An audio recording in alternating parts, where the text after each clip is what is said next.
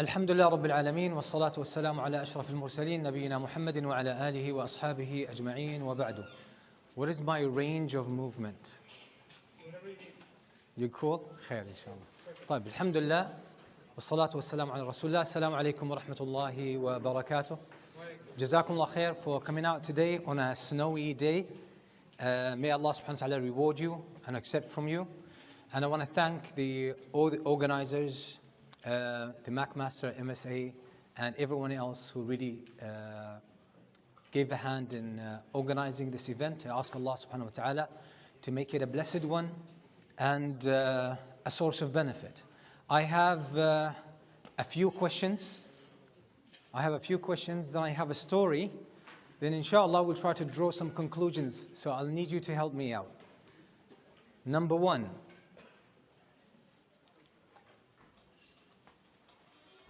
What is the Arabic word for truth? Haqq.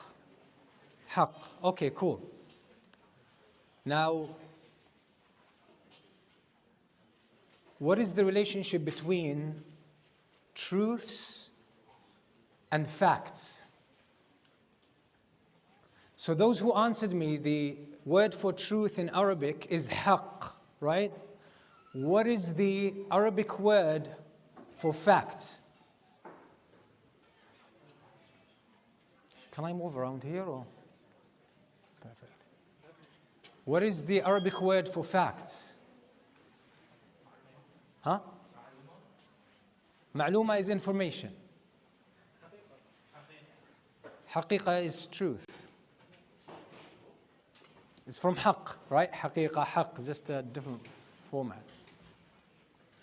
In usage, you're right.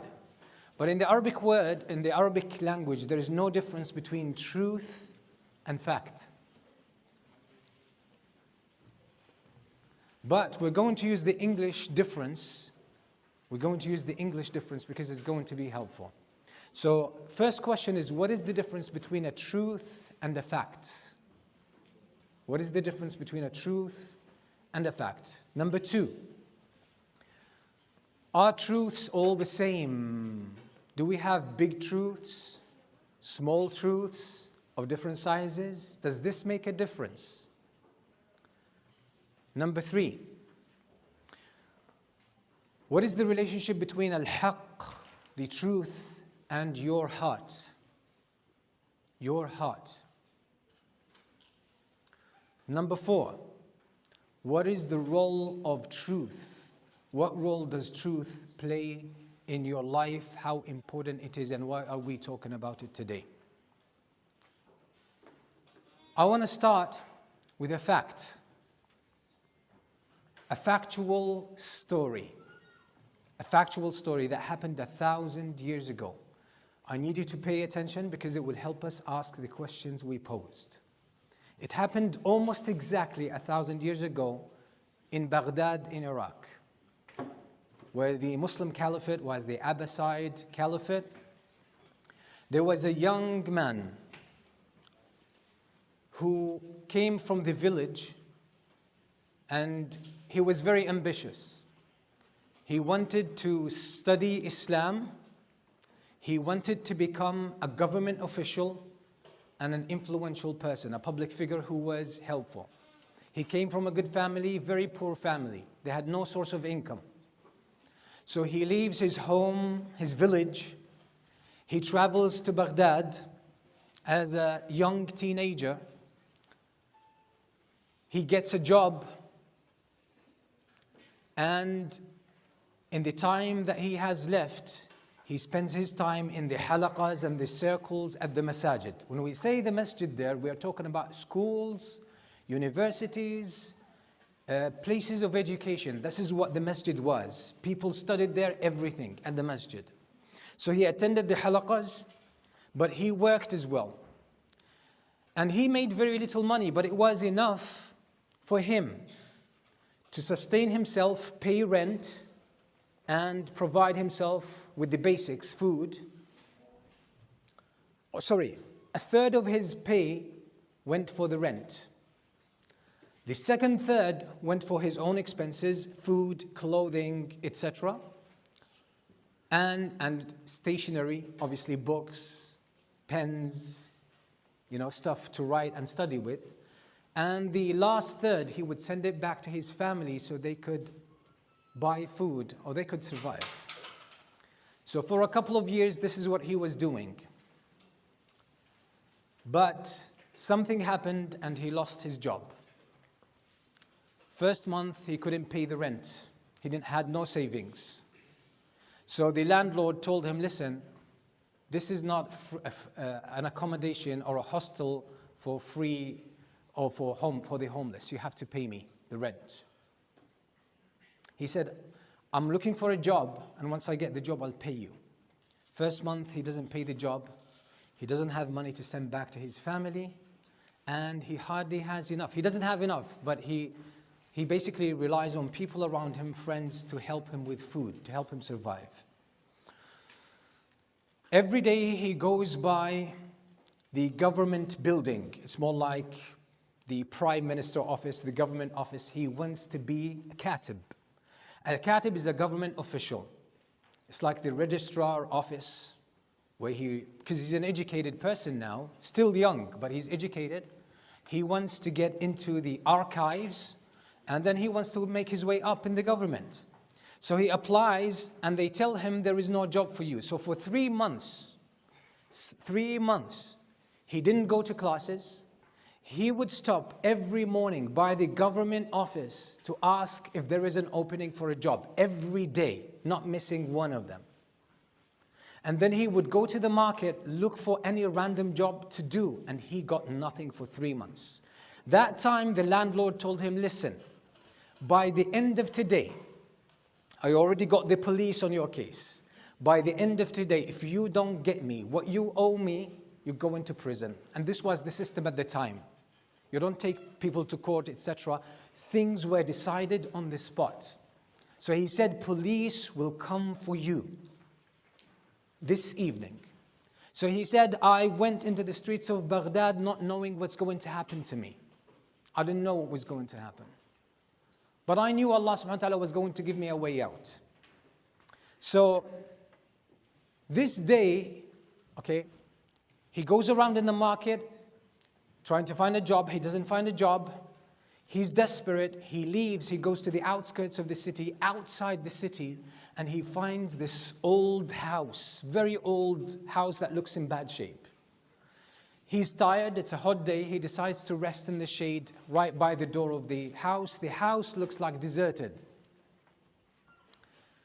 He's resting there, then he sort of pushes the door. He thought there was no one there. He pushes the door, then he hears this very weak voice of an old man saying to him, "You've come at the right time, young man. Please come in. I need you."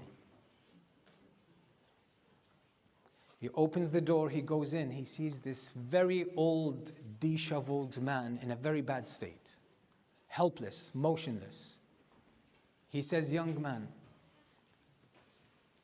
I am now literally dying, but I need your help with something. I haven't eaten for a few days, and I would like to get some grapes."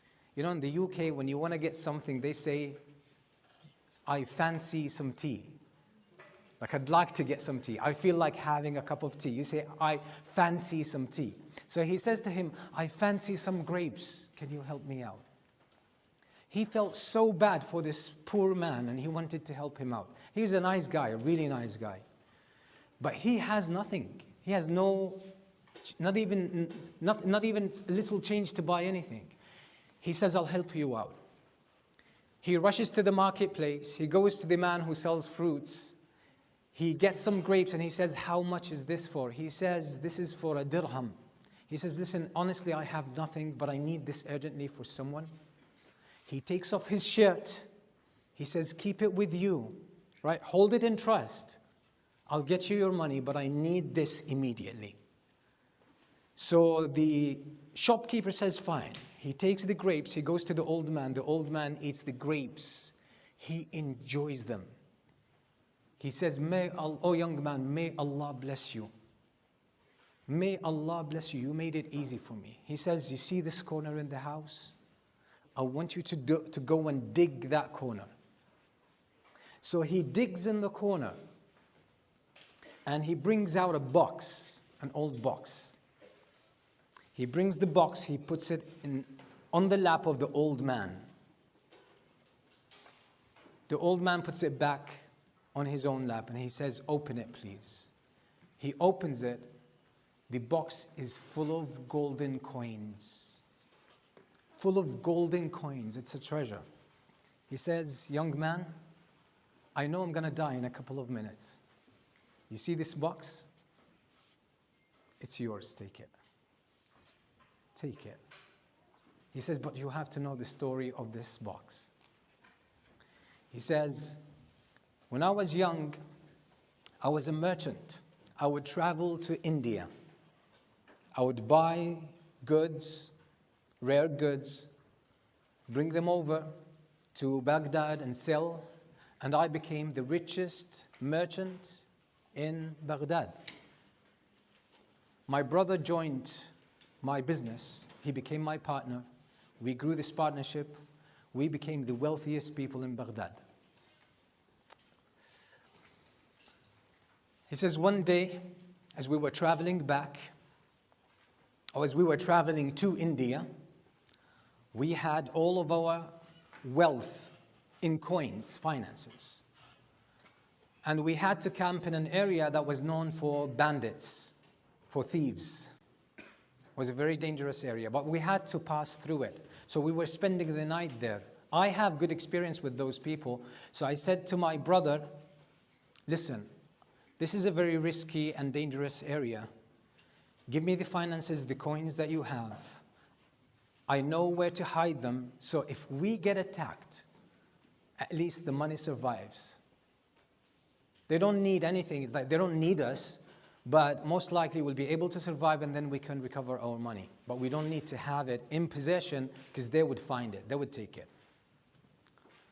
So I took all of our finances and I hid them somewhere. And I came back, we slept. In the middle of the night, we got jumped on. We were attacked. So the highway robbers beat us up to try to get our wealth. They robbed everyone. They killed some people. And they beat me up that I passed out. I woke up in the middle of the day by myself. Around me, a few dead bodies. And the ravage behind, the thieves left behind. And then I looked for survivors. There was a couple of survivors and they already were leaving. And they were disappointed, heartbroken. I look for my brother, I don't find him. I can't find my brother. I look among the dead, I don't see my brother. The ones who are alive, I don't find my brother. I look around, I search around, I don't find my brother. And I thought either my brother was killed and his body was thrown somewhere, or they kidnapped or took my brother as captive, and I couldn't find him. I made my way back. I went and recovered our coins, our fortune, which was a lot. I go back to Baghdad and ask about my brother, try to find any clue about him. I didn't find anything. I waited for months. My brother didn't show up. I didn't know anything. I didn't hear anything about him. Years passed by. My brother is gone, never to be found. I assume he's dead. I have no heirs to inherit this money. You are the one who helped me in the last 5 minutes of my life.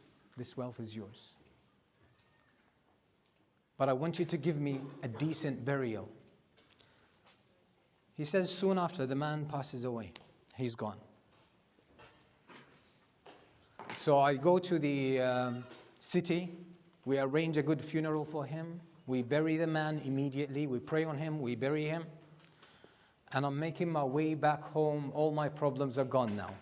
I have the wealth, the money. I'm the richest man in Baghdad now. And I've done the man a favor, the favor of his life. So now he wants to cross the river. You know the river that passes through Baghdad. He wants to cross the river to the other side. So he looks around and he sees those boats where you can sort of like taxi boats. You can pay them and get to the other side. They carry you to the other side. He sees this very poor man who has this boat that is very, very old, and no one really is getting on that boat because it's in bad shape. So he said, you know what? I want to do this guy a favor. I'm going to pay him even generously today. I want to help him out. So he gets on the boat of this guy, and he's got the box, right?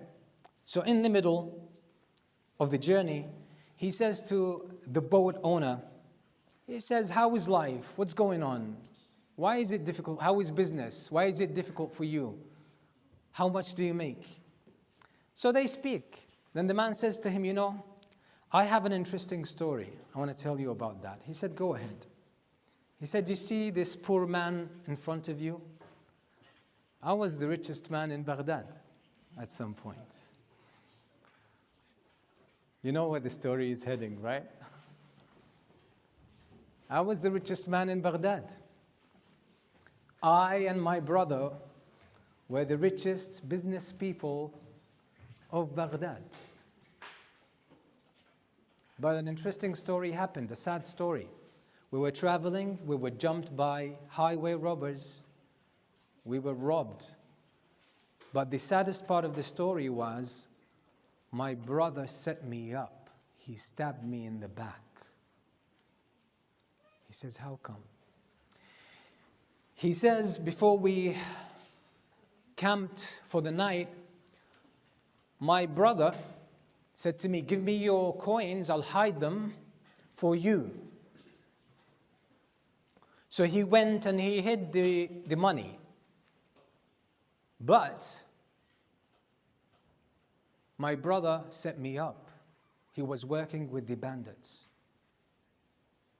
He worked with them because I was beat up by those highway robbers, and when I woke up, I didn't find nobody. My brother was gone. Everybody else was gone. I went to the hiding place that as far as I know, and I saw a hole being dug, and there is nothing there. Money was taken. And ever since, I lost my brother, and I lost my faith in my brother and in everyone else. And ever since, I've been living this very poor, difficult life. So I want you to put yourself in the position of the young man who had the box in his hand. He's crossing the river on this boat, and he knows that this money that he has belongs to who? Belongs to who? To the boat owner. He is the rightful heir of this wealth. Why was it given to him? Because supposedly that man was dead. That's why the older man who passed away gave it to him. Moment of truth. Now we're coming back to the truth. Moment of truth. Now everything I told you is factual. Everything I told you is a fact. But now for this young man, who, by the way, his upper shirt is with the shopkeeper. He hasn't recovered it yet. He hasn't recovered it yet, and he has to pay the shopkeeper the dirham for the grapes. And just a few seconds ago, he was the richest man in Baghdad. And now, if he stays true, okay, notice the word, if he stays true to the moment of truth, he's going to be the poorest man in Baghdad again. What do you think he's going to do? What would you do? What would you do if you were this man? So he looks at this older man, the owner of the boat, and he says, you know, uncle, he has the box. He puts it on his lap. He says, "This is yours." The older man is in shock. "What are you talking about?" He says, "It's yours." He says, "No, you can't. That's too kind. Thank you. I'll just take 1 dirham or half a dirham and I'm okay. Just give me the wages." He says, No. You got me wrong. This is yours. It belongs to you. It doesn't belong to me." He says, "How come?"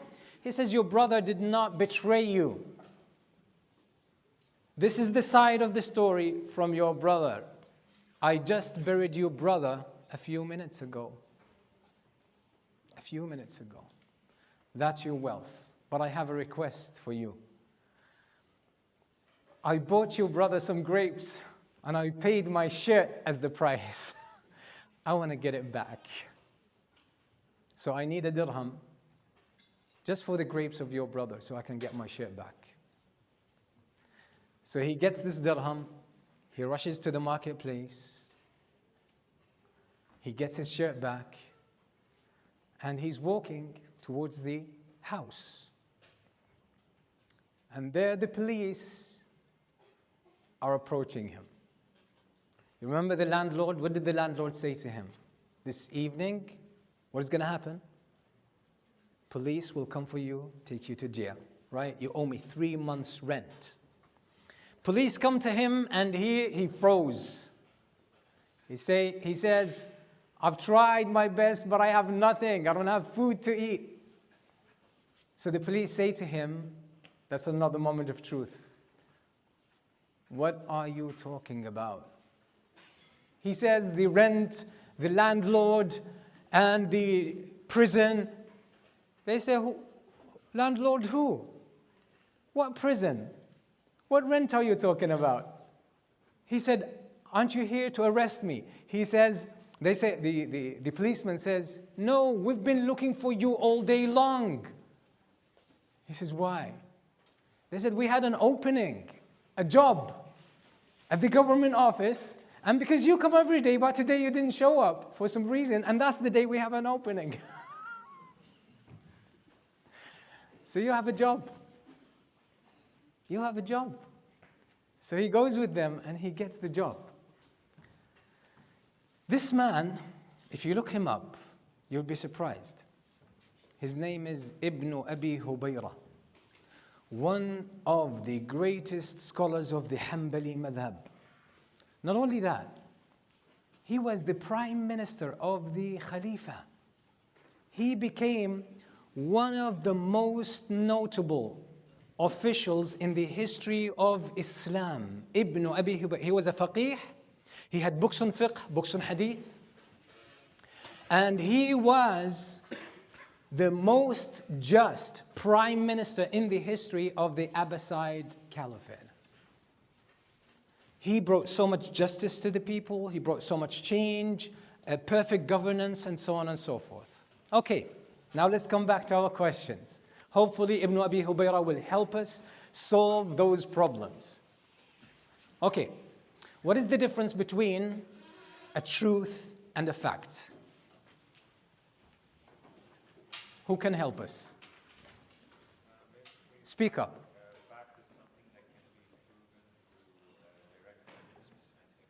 Fact can be proven through direct evidence, and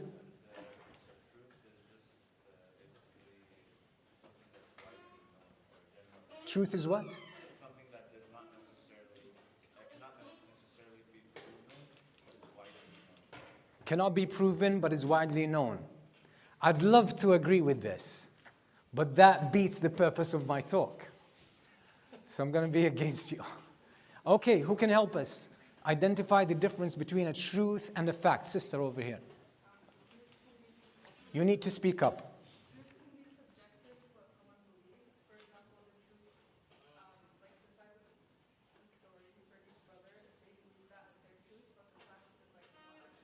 So the truth can be subjective, and the fact.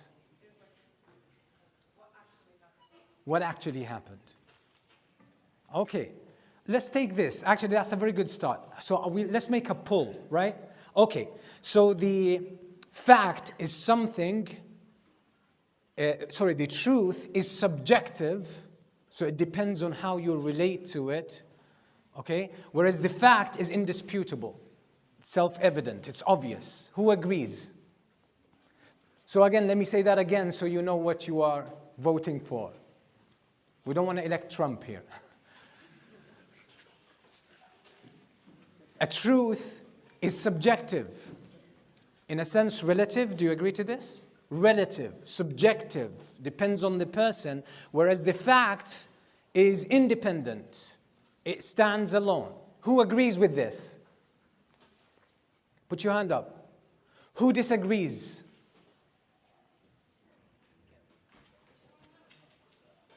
Who's in the middle? Okay. I'll have to dispute this.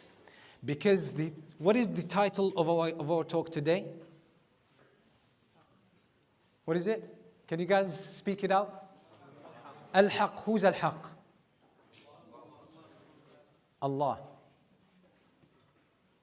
Al-Haqq al-Mubin. Al-Haqq al-Mubin, right? Is Allah subjective? Excellent. So that's why. That's why. Okay. We can spend a lot of time trying to find out what the truth and what a fact is. But simply speaking, facts are small truths. Small truth. It's a fact that I'm standing in front of you. But by the way, this can be subjective. Somebody might be too philosophical, right? And just say, how do I know that you stand in front of me? How do I know you are you and I am I?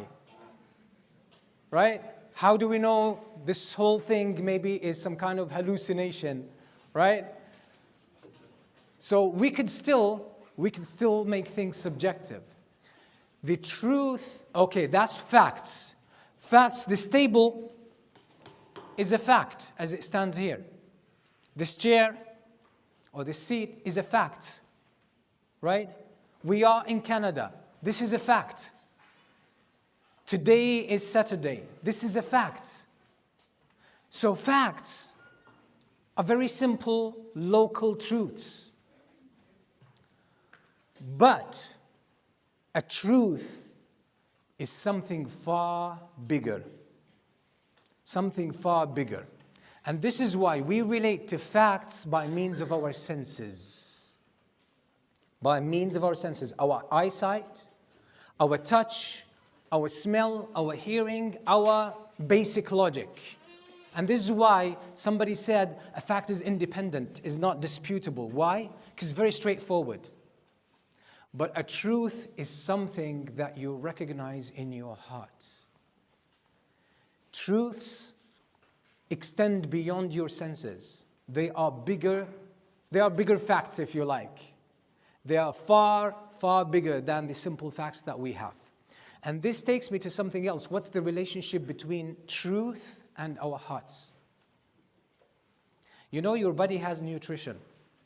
You need proteins, you need fats, maybe you need carbs, disputably. Okay, this is not a fact, by the way.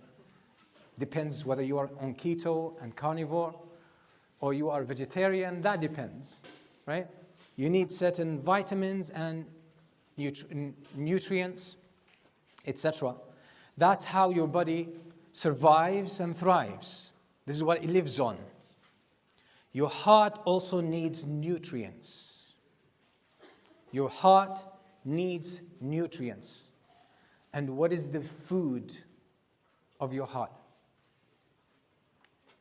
It's the truth. It is the truth. Allah subhanahu wa ta'ala created us humans. He created our hearts specifically for Him. The heart is created for Allah.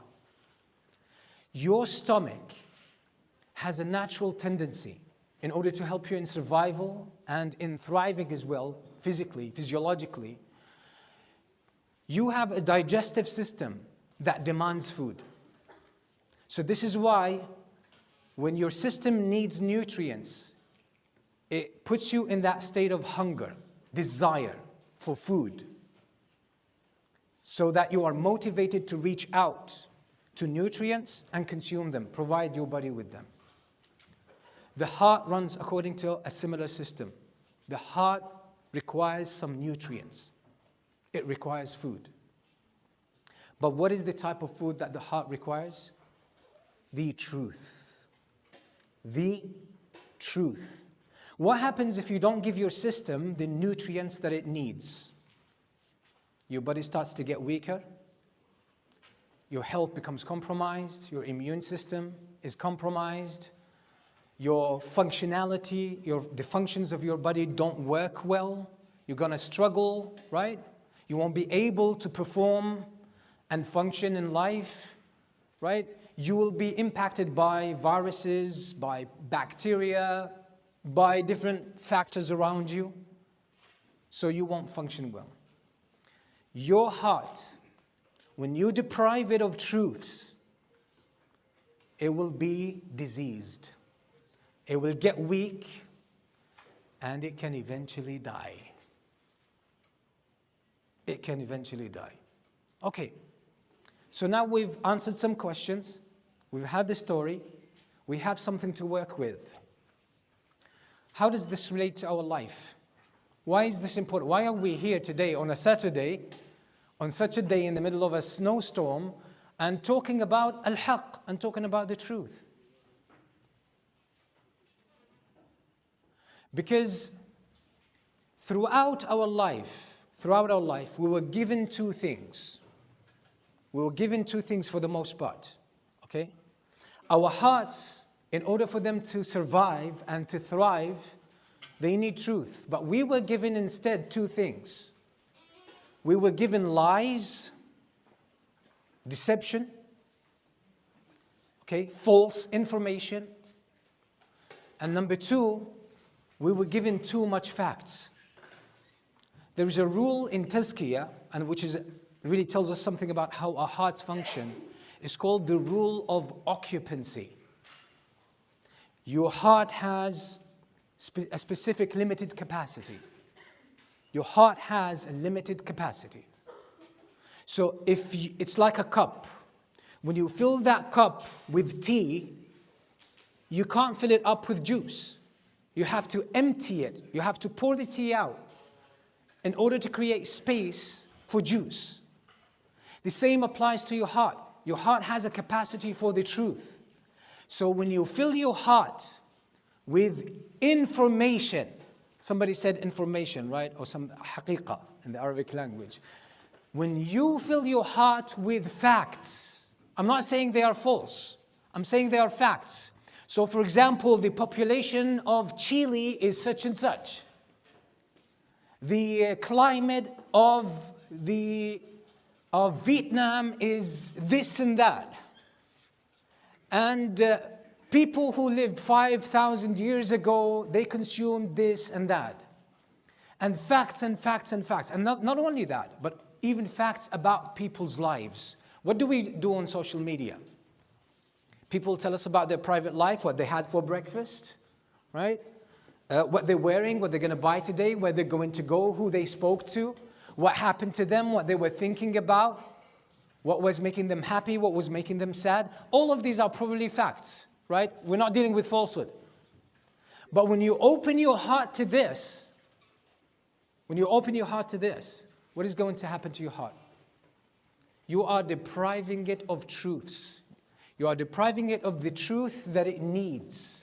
The truth of Allah subhanahu wa ta'ala. And you are giving it what?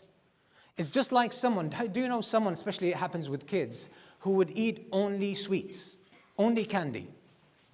That's all they would eat. Parents struggle with this. Like if their kids are eating candy, when it's lunchtime, when it's dinner time, they offer proper food, the kid says, I don't have an appetite, I don't feel like having food, right? I'm full. Why? Because they've been consuming all of this sugar all day consuming sugar. What is going to happen to the health of this person? They're not going to grow properly. They're going to have a lot of issues, right? Their brain is going to suffer, their body is going to suffer, their pancreas is going to suffer. Everything is going to go down. Their health will go down. So a lot of us are giving our hearts empty nutrition. We're giving them facts. But as we said, Allah subhanahu wa ta'ala created the heart for the truth. Your heart craves truth just like your digestive system craves food. That's how it lives. And when you don't give your heart the nutrition that it requires, that is knowledge about Allah subhanahu wa ta'ala, do you know what happens? You will live in pain. You will live in pain. I'll share with you one statement from a great Muslim scholar, Ibn al-Qayyim, rahimahullah. Ibn al-Qayyim says, in the heart there is a sense of loss. In the heart there is a void. In the heart there is thirst. In the heart there is a sense of loneliness. None of that can be treated except with one thing. So we're talking about what? Loss, vacuum, loneliness, thirst and hunger, and all of that causes pain. He says that can only be treated with one thing. What is it? He says, Ma'rifatullah, knowing Allah. Mahabbatuhu, love of Allah. Al-unsu bihi, enjoying the warmth of the closeness to Allah. وَالشَّوْقُ إِلَى لِقَائِهِ, and longing to meet Him. That's all about the truth of Allah. Somebody might say, I don't feel that pain. I don't feel that loneliness. I don't feel that void. I don't feel that thirst. I have enough in my life. I'm hardly catching up on things, and I have things to keep me busy. So what do you think, or where do you think all of these mental health issues are coming from? Why do you think people consume a lot of antidepressants? Why do you think there is a lot of suicide ideation among people? Why do you think there's a lot of loneliness? Why do you think many times you wake up and you are in the mood of doing nothing? The day feels miserable as soon as you wake up. You might say, I'm just bored, I have nothing else to do. That's how we hide the truth of our hearts. Why? Because we've been consuming lies throughout our life. Yes, we've been lied to about who we are as a human being. What is human nature? And I'm telling you, these lies, by the way, when they are presented to you and when you embrace them, they don't sound like lies. You know why? Because they are taught to us by experts, by PhD holders, by researchers. Because when you are talking about the reality of the human condition, you're not talking about facts, which are small truths. You're talking about truths that cannot be figured out through experimentation and research.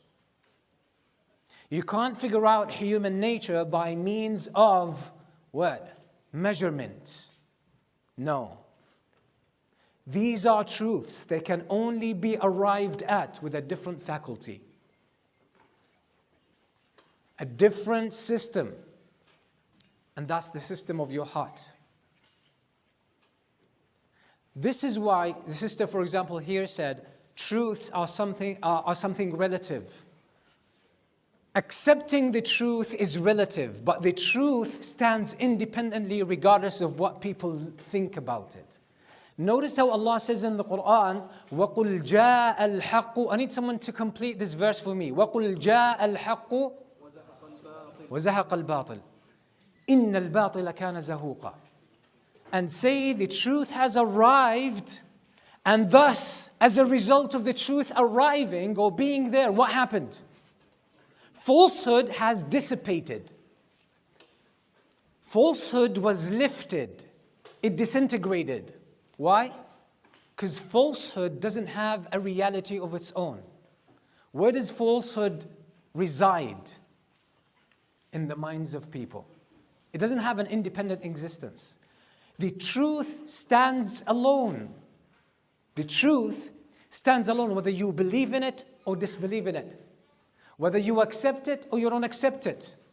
Whether you live your life attentive to it or you live your life indifferent of it. You are concerned with small facts in your life and you ignore the truth, so you consume. Do we need this? Okay, cool. Quick emergency announcement. There are two cars that are about to be towed away. Like right now, we apologize. The two cars that are about to be towed away, there is a red Tesla GVJT337, a white Ford 0S WAD4. Again, the red Tesla and the white Ford that are about to be towed away, they're parked illegally. Forgive us. Sheikh, forgive us. Yeah, this is a fact, right?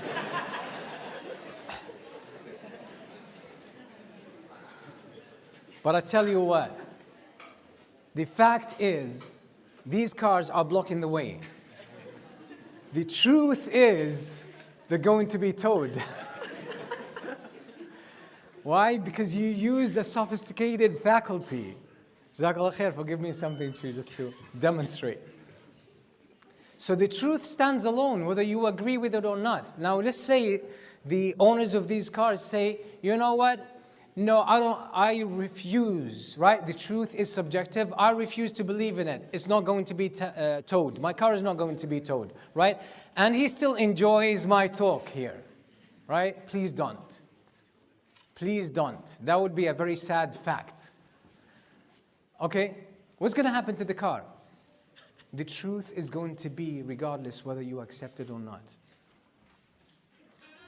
So this is why when the truth comes, face to face with falsehood, falsehood goes away. So this guy or sister, I don't know who he is, if they just say, no, my car won't be towed away, and they stay here in the lecture, okay, then they go out and they realize their car is gone. Now his falsehood has come face to face with the truth. What happened to that falsehood? What happened to that falsehood? It dissipated. You can live your life indifferent to the truth. You can. You can be now on your phone as I'm talking, ignoring all the truths that we're talking about, right? And say, I'm having a good time, I have something more important, right? What I'm going to eat for dinner, or where are we going to go tomorrow, or maybe family day, right? Okay? But one day you will come face to face with the truth, and your falsehood will fall apart. It has no substance of its own. And this is what we are here in this life. Our hearts need the truth. You can deceive your heart with facts. You can deceive your heart with reading magazines, checking people's social media, their videos, and wasting your time with facts that have no bearing on your life. Really, these are distracting facts, or it could be with falsehood. And by the way, we live in times of falsehood. The Prophet ﷺ said, يَأْتِي عَلَى النَّاسِ سَنَوَاتٌ خَدَّعَاتٌ. There will come upon the people years of deception. And by the way, the hadith is done now. I'm going to explain. Years of deception, that means you can't take anything on face value. You can't take anything on face value. Pretty much most of what you have been taught has a twist on it. Has a twist on it. What life is, there is a truth. This is not a fact, by the way. What life is about, this is a truth. You can't measure it, right? You can't just see it with your own eyes. You can't just hear it with your own ears. This is something that you have to engage in to arrive at as a truth. It's a very elaborate, is a undertaking. It's a project. The reality of life, who you are, what's human nature, what are you supposed to do with this life, where are you going to, all of that, all of these questions we've been lied to about. And by who? By so-called experts, by so-called educated people. That's the case, that's the reality that we are in. So our only hope in this life, and this leads me just to conclude about something. People would like to see through the deception. People watch a lot of those videos about, let's say, for example, conspiracy theory. What is really happening in the world, right? What is behind COVID-19? What is behind all of these chips that they are going to inject in your body and, just tag you and follow you and all of that stuff? What is the reality of what's happening in Ukraine? What's the reality of what's happening in Syria? What are they about to do in Gaza? Right? What is all of this? What are they up to? Is that real? Are they hiding something? Is there some hidden agenda? We want to know the truth, not the facts, right? We have the facts. But we want to know the truth of what's going on. And you will hear political analysis and experts that will tell you, right? Historians, politicians, imams and sheikhs, and they will tell you. There's a lot of deception going around. Do you know how you can see through it?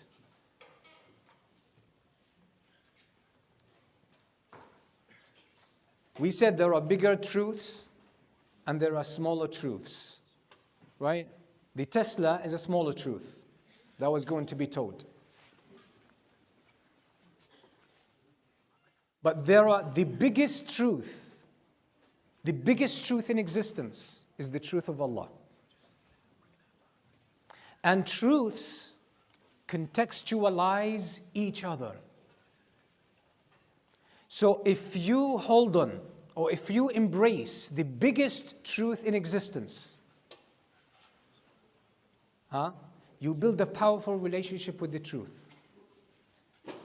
And then when it comes to smaller truth, you'll start to see through things and capture them. That's how our relationship with the truth is.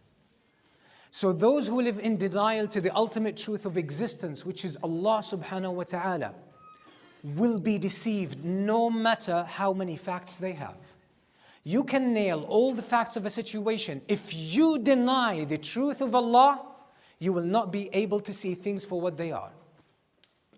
This is why people who have intelligence, people who have the tools, people who have the wealth and the resources and the science and the facts and everything, because they denied Allah subhanahu wa ta'ala, and they denied Allah subhanahu wa ta'ala His rights, which is part of His truth. They abuse this life, and instead of using the resources, they end up in the hellfire. You know the very famous analogy, they say you climb the ladder to find that it's leaning against the wrong wall. These people are very intelligent, they're very efficient, they do things diligently, and they arrive at their goals at the end of their life to realize, I was heading in the wrong direction. They wasted everything.